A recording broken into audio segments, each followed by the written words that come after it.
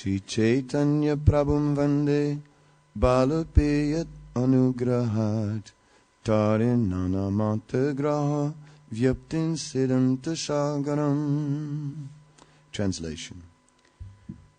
I offer my obeisances to Sri Chaitanya Mahaprabhu, by whose mercy even an ignorant child can swim across the ocean of conclusive truth, which is full of the crocodiles of various theories. We certainly live in a time when speculation is very predominant. We're living in a time where everyone has his own idea about the truth, and thus the amounts of crocodiles have by far increased from the times when Srila Krishnadas Kaviraj Goswami wrote this verse. Now the ocean is filled with crocodiles everywhere.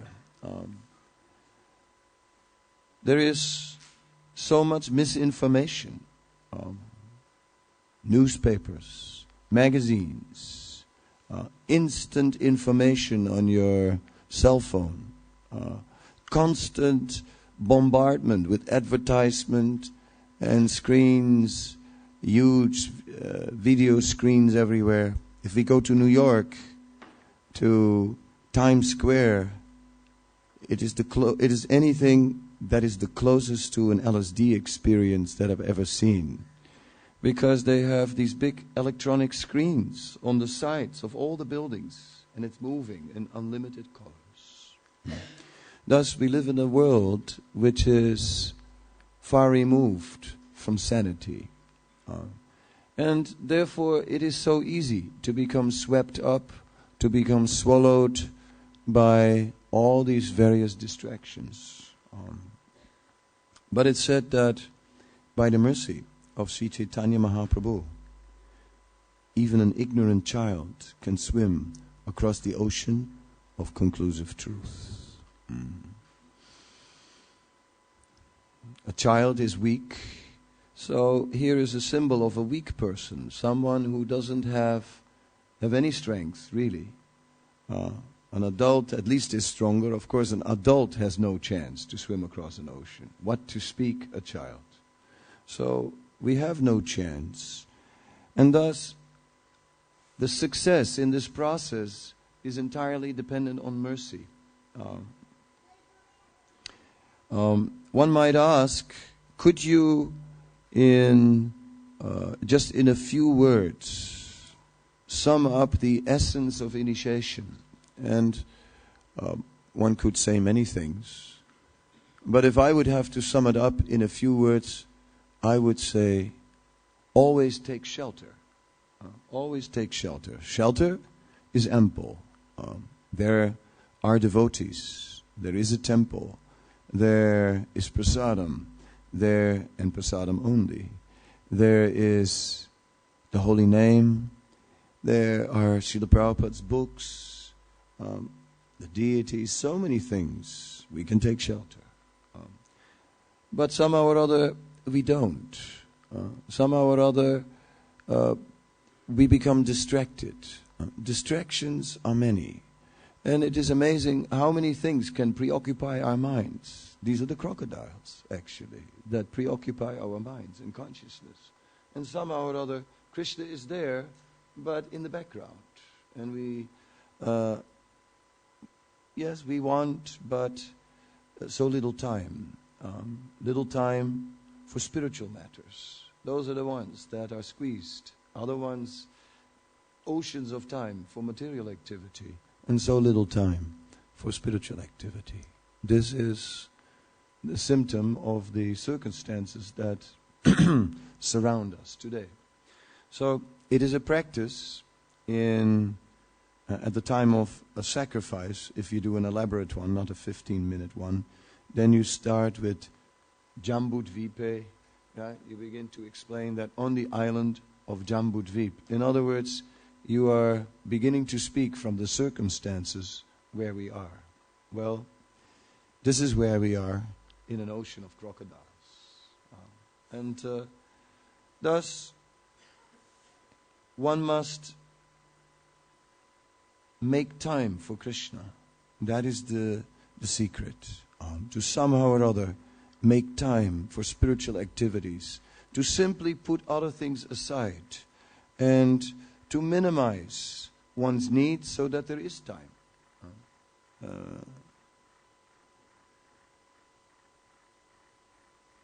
The next verse I'll also read.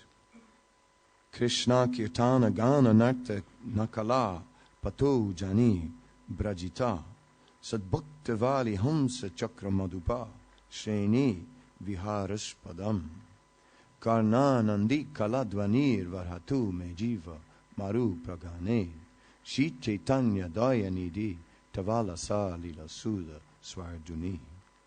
Translation. O my merciful Lord Chaitanya, may the nectarian Ganges water of your transcendental activities flow on the surface of my desert-like tongue.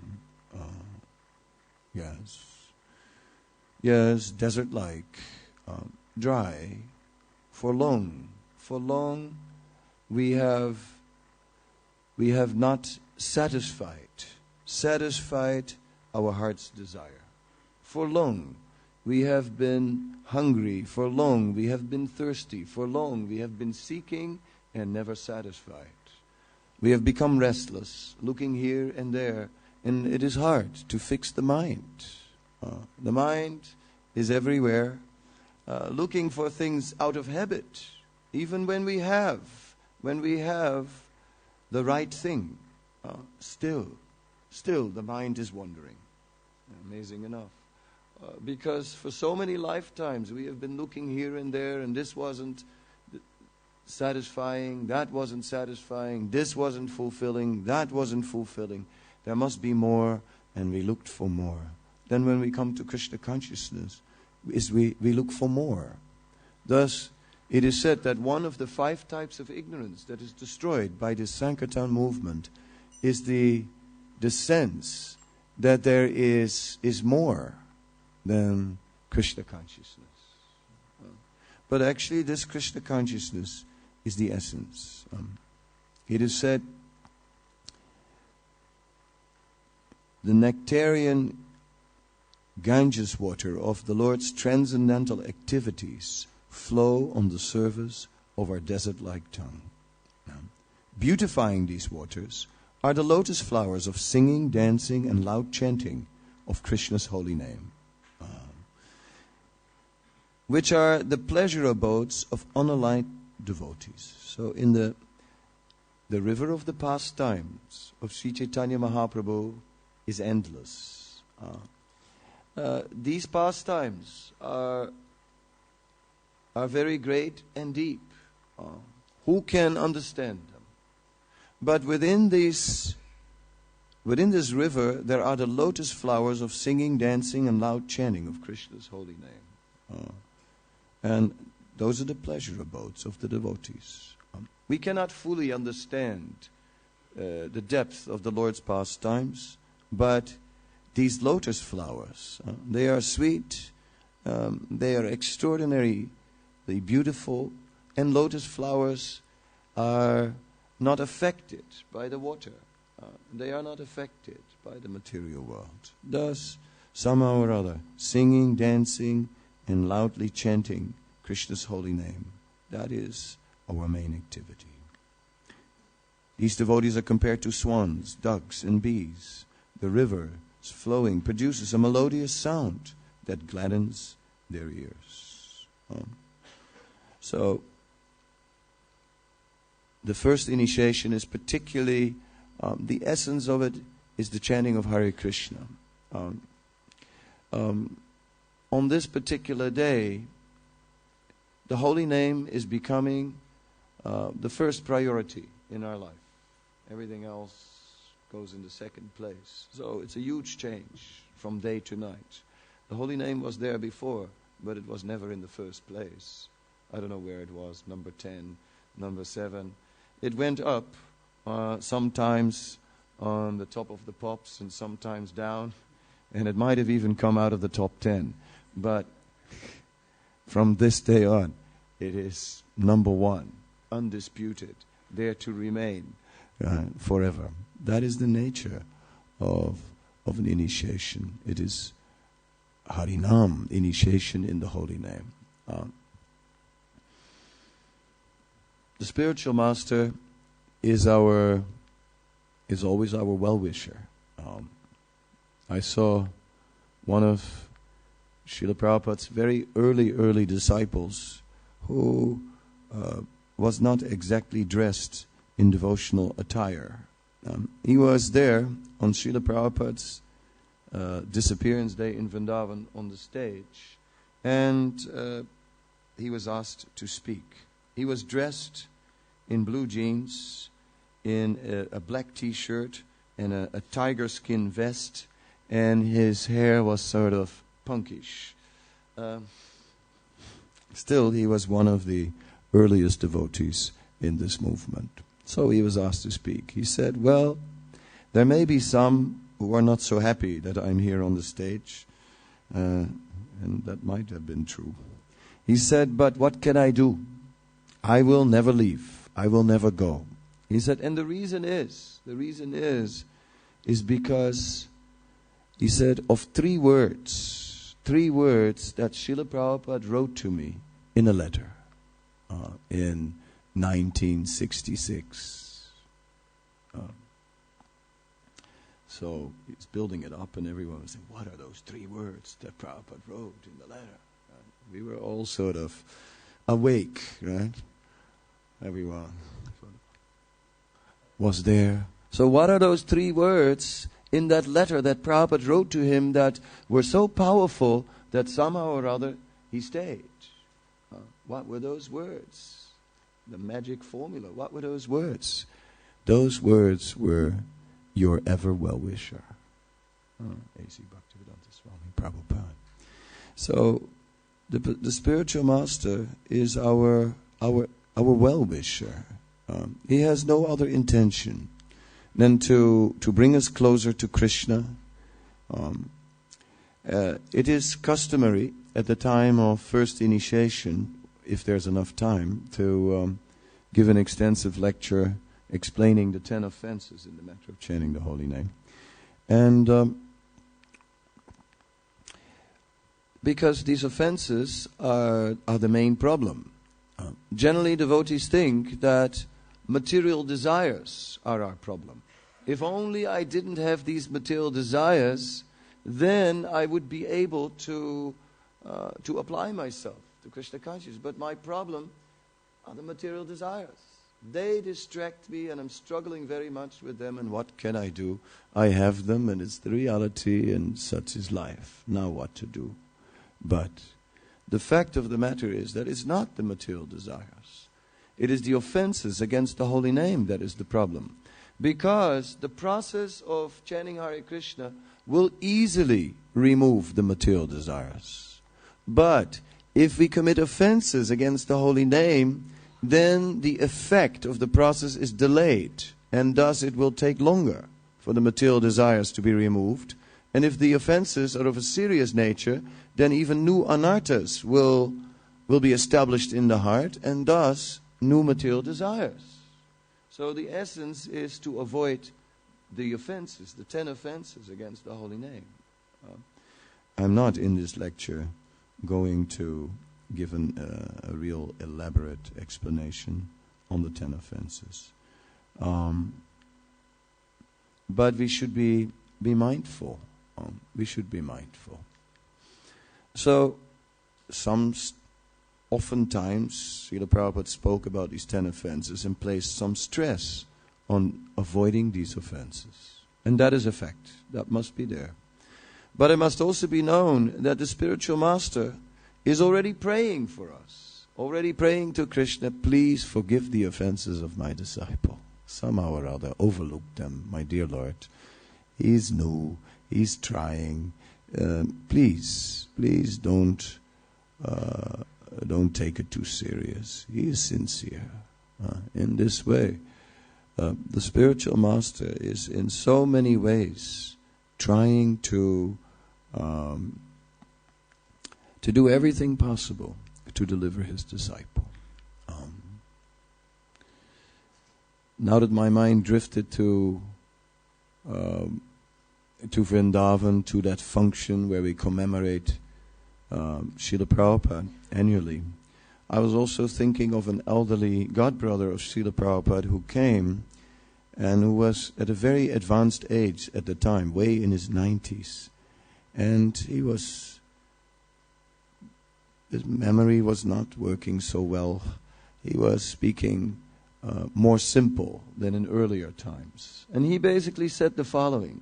He said, Swamiji, referring to Srila Prabhupada, he said, Swamiji, he preached all over the world and he made you all into Vaishnavas. Yes. So he gave us actually quite some credit in one sentence. And then he said, and because you are Vaishnavas, now you please bless me. You can all bless me. And it struck me. I was thinking, yes, at the end of our life, we think about that point. We think about blessings. At the end of our life, we realize that maybe on the strength of our own performance in devotional service, we are not eligible to go back to Godhead. If you're good at calculation, and you can say, like, well, how long have I been a devotee? Right? If it's, let's say it's 10 years, because it's easy for calculation. Let's say a person would have about 70 years to live, then 10 years is about 15%. Yeah? So have we already, so if 15% of the time is used up, have we already covered 15% of the difference, of the distance towards Krishna Prem? Well, 20 years, now double, 30%, right? Or 25% already covered. Yes, 50, or let's say 30 years in Krishna consciousness. My God, it sounds like a lifetime. Have we already come so close, 75% closer to love of God? It feels like moved at a snail pace, hardly any change. Learned a lot, but love for Krishna, where is it? We can see that Krishna Prem is not easily attained. And then what if at the end of life we don't have Krishna Prem? Then what will happen? Will we go back to Godhead? Some will say, no way. You will never enter into the spiritual world unless you are 100% pure. 100% pure. Well, yes, but fortunately there is the time of leaving this body, and then there is some mercy of Lord Chaitanya, some mercy of the spiritual master. And that is the bridge, that bridges the gap for going back to Godhead. Thus, at the end of our life, our own service will be judged. But more important is the service of our spiritual master, who is requesting Krishna, please accept him. He didn't do well, but accept him anyway. This is actually how it works. And thus, Srila Prabhupada is praying for all of us and saying, like, please take them all back to Godhead. I know. I know everything. But still, please take him back to Godhead. Then what can Krishna do? Because Prabhupada has done such service that Krishna has become so indebted, what can he do? When he's asking, all right, let him go. In this case, in the spiritual world. Anyway, we'll purify him on the way. So, mercy is a major factor. And thus, we must look for that mercy. We must therefore always turn to our spiritual master. It's not that the spiritual master should turn to us. We should turn to him. for shelter. That is it. If he turns to us, that is causeless mercy, undeserved.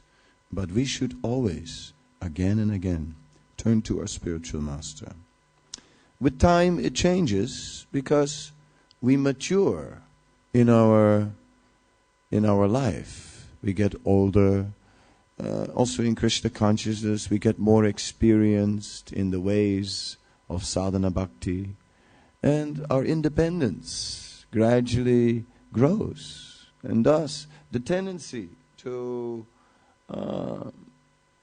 become more and more independent is there. But we must continue, always continue to seek shelter. This is the essence, to seek shelter.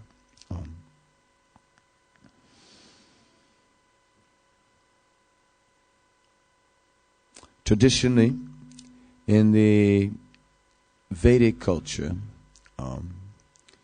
Diksha meant Upanayam, or the process of initiation meant to receive the Gayatri mantra and to be, at that point one was brought closer, Upanayam, one was brought closer to the Supreme Lord.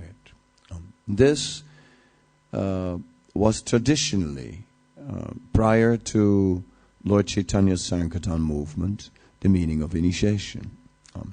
But in Lord Chaitanya's movement, initiation is different. Because in Lord Chaitanya's movement, the first initiation is Harinam.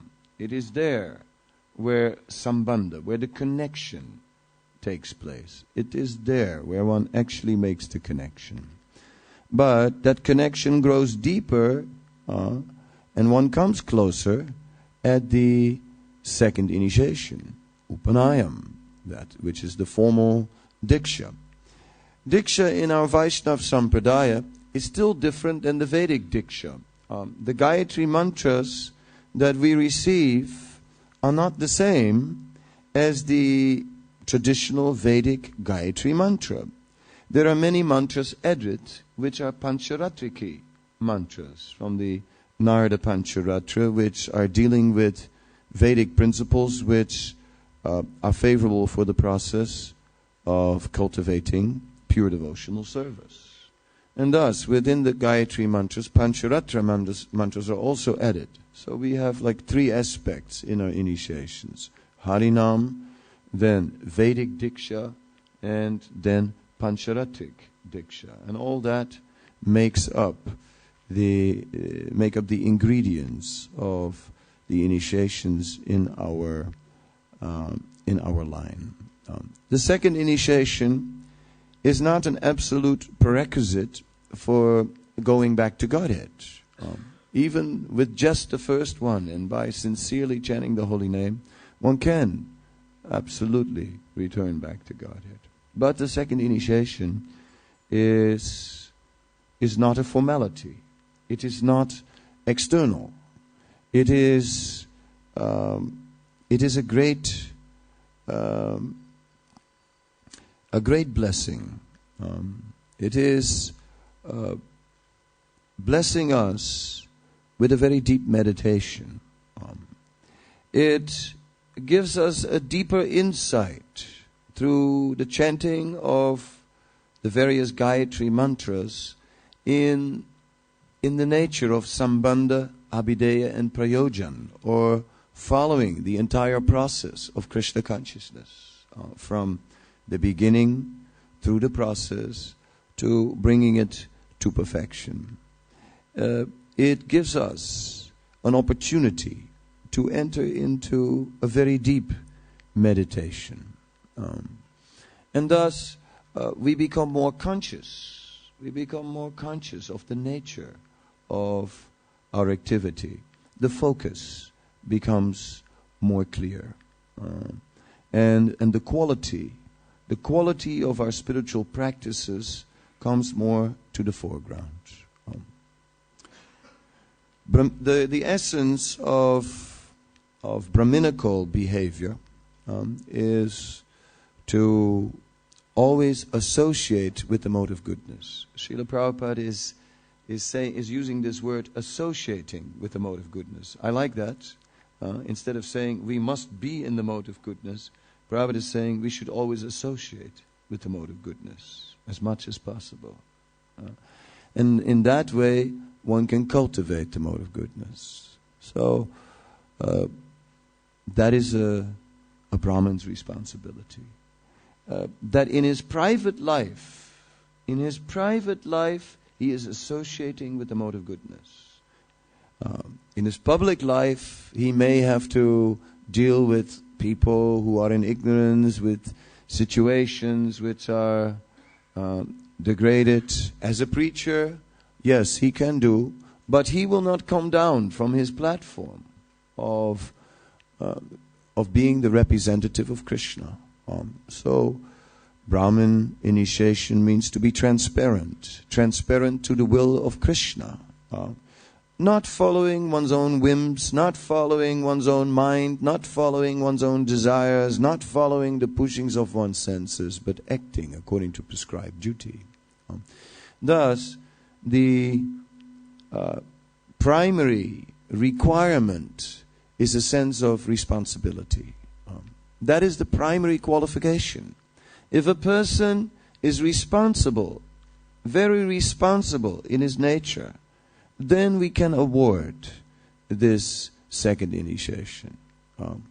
If then additionally he has knowledge of the scriptures, then that will help him to understand better what his responsibility is. Thus, knowledge is certainly an important factor. But knowledge alone is not enough. One can be very learned, but if one doesn't have that sense of responsibility in one's behavior to act according to prescribed duty, then all the learning, what is the benefit? One may know so many slokas, a slok for every occasion. Wonderful. It's a great asset.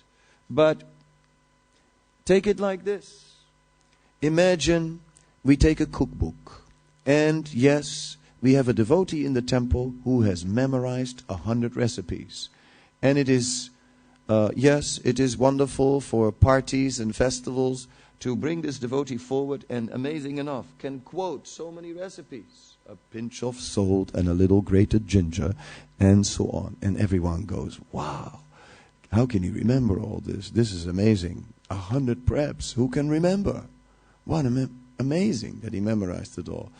It entertains us for 5 minutes, but we are more interested in the person who can perfectly cook 10 preparations from the cookbook, if you know what I mean. That's more substantial. Thus, those who live the scriptures are more important than those who merely memorize the scriptures.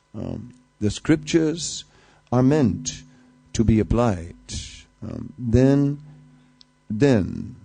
one is qualified to receive the encouragement of Brahminical initiation, which means a beginning. It is interesting with these initiations, I was thinking about it the other day, that we already act one level above the level where we are. When we are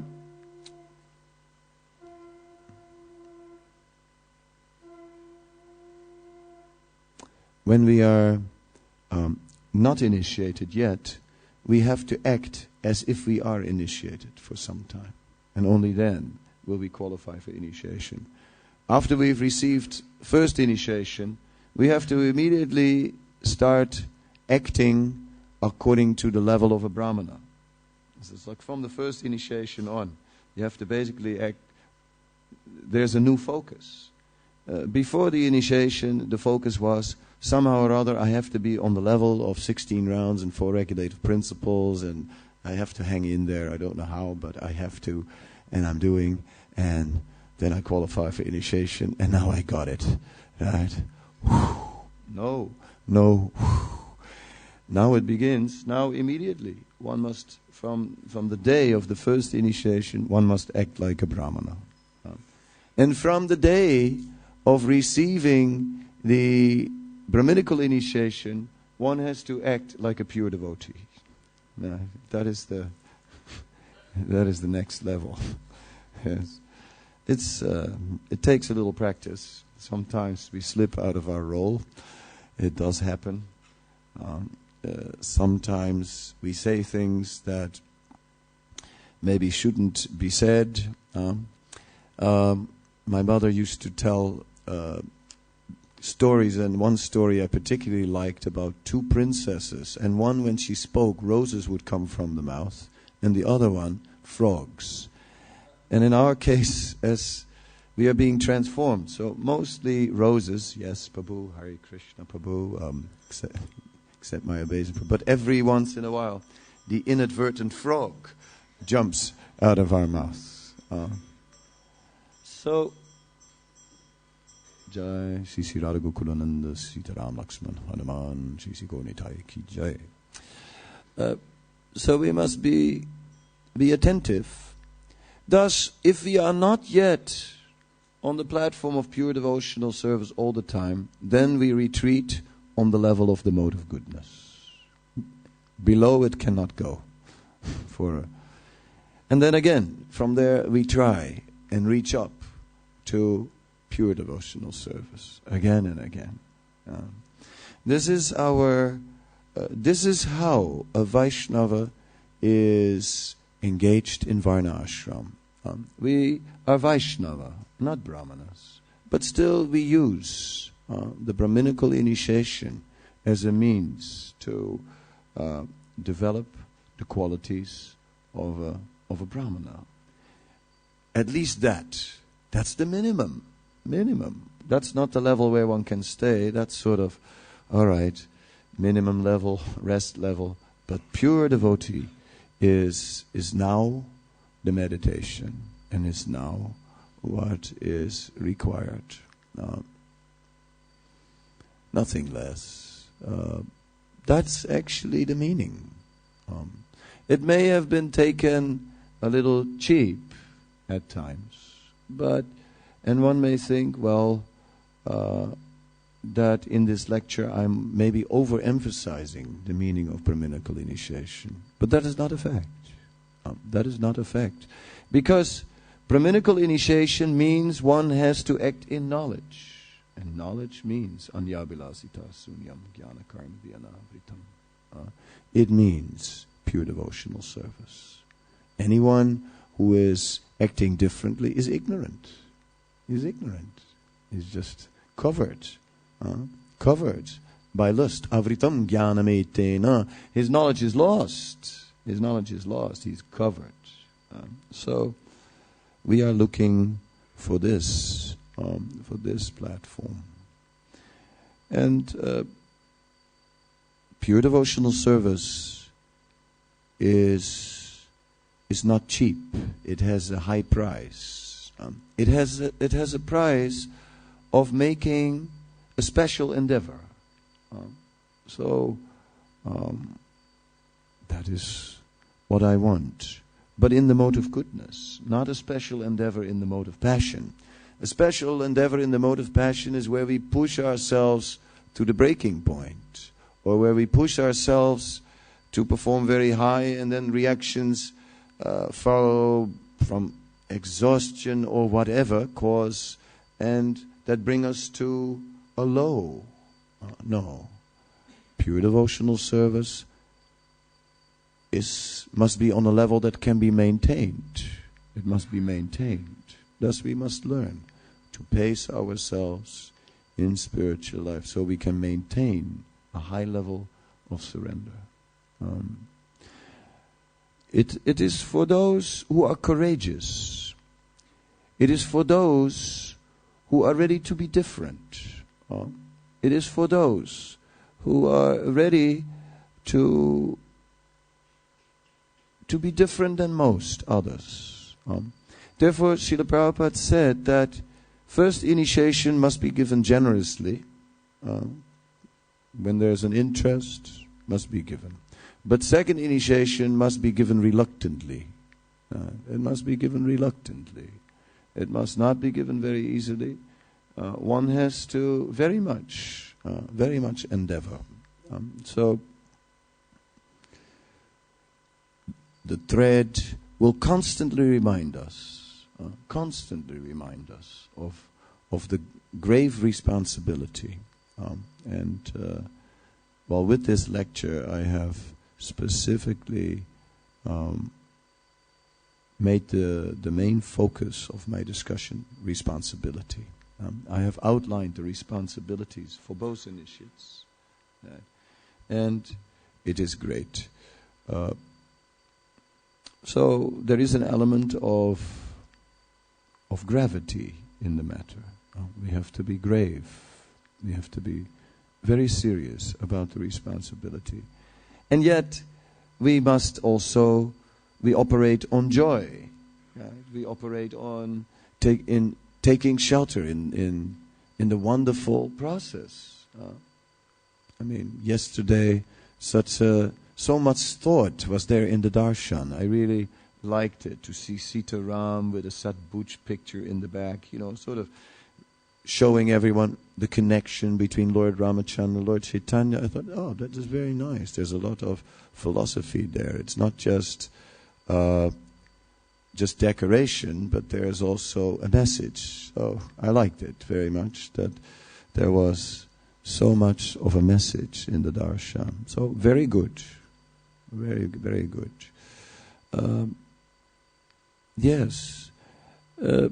Because we can take shelter in this way, the pujari is offering us shelter, is reminding us who we are dealing with, the Supreme Personality of Godhead. Thus, by the mercy of the devotees, it's not something abstract, it's something very practical, the mercy of the devotees. One devotee is throughout his spiritual life just serious about book distribution. And thus, such a devotee always stands there to remind us. Book distribution. Okay, book distribution. Like that. And the years go by and times change and people's services change, but some just stay there. Book distribution. Book distribution. Okay, all right. You see, they become like the incarnation of book distribution, right? A walking memorial of book distribution, a source of inspiration. That is mercy. That is mercy. Thus, each of the Vaishnavas, through their service, through the service they perform, are bestowing their mercy upon us. Just so many examples we can see. We can see many examples how the service of the Vaishnava is instilling in us the faith to follow, to also try. If they can do it, then I can at least do a little. And in this way, we follow the Vaishnavas, and by their mercy are finding great inspiration and support. Durgame patimendasya skalat padagatir moho yat kripa swastidanena santa santavalambanam. My path is very difficult. My feet are slipping again and again.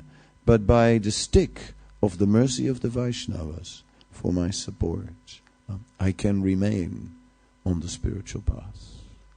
And that's how it is.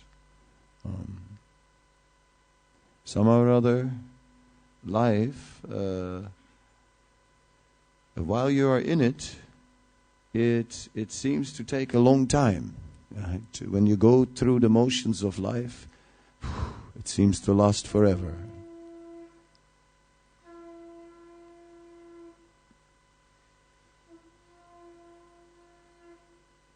While we are going through the motions of life, it seems to last forever.